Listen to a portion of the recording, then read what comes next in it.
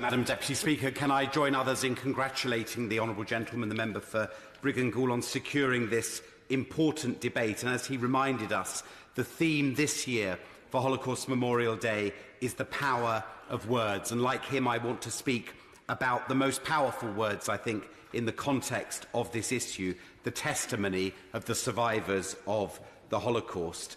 Like others, I've experienced hearing survivors speaking, in particular to children, to those survivors that have come to schools in my constituency in Liverpool, those children that have gone on the visit arranged through the Holocaust Education Trust to Auschwitz, and also in the work that I did between 2005 and 10 at the National Holocaust Centre and Museum in Laxton in Nottinghamshire. And nothing can compare to the impact that the words of survivors have in shaping the mind and educating children about the horrors of what happened during the Holocaust. And Holocaust Memorial Day, I think, has this vital twin importance: remembering something that is so appallingly denied by some, remembering the Nazi Holocaust, but also dedicating ourselves to challenge modern-day anti-Semitism, racism, genocide and other mass atrocities. Rudi Oppenheimer was 11 years old and living outside of Amsterdam when the Nazis invaded, and he and members of his family ended up in Bergen-Belsen, but he survived, as did his brother and sister, and his testimony of his experience of the Holocaust has educated children around the world. When he was asked in a school why he thinks his testimony is so important, his answer was, because we haven't learned the lessons yet at all. And all of us have heard the voices of Tutsi from Rwanda, the voices of Muslims from Bosnia, the voices of young Yazidi women, and these are just three examples. Tragically, I could cite many, many others. On Monday, I hosted an event in Mr. Speaker's house organised by War Child, focusing on mental health and psychosocial support for children in conflicted areas, and we heard incredibly powerful first-hand testimony from two fantastic young refugees, Enana, who is originally from Syria,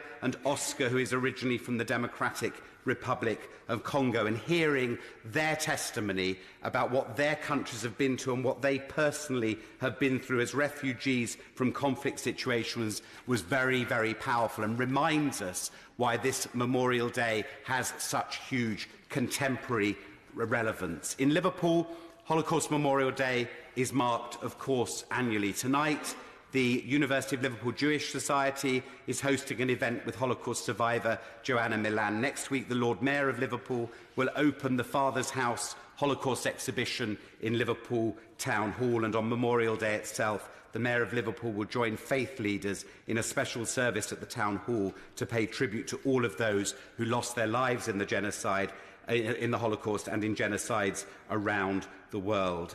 Let me finish my remarks, Madam Deputy Speaker, with another quote from Rudi Oppenheimer, because this was the theme for last year's Holocaust Memorial Day, about which the honourable gentleman spoke. Nobody should stand by.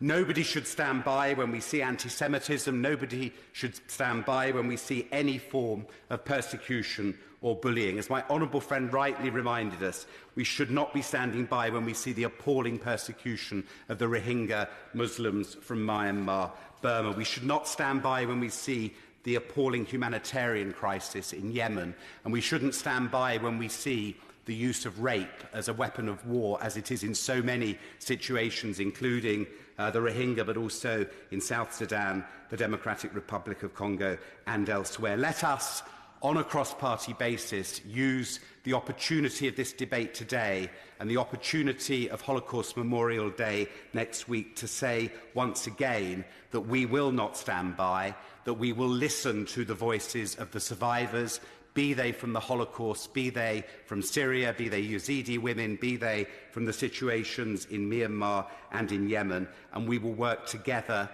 as colleagues to stop all forms of oppression and to challenge all forms of racism and persecution wherever they rear their ugly heads.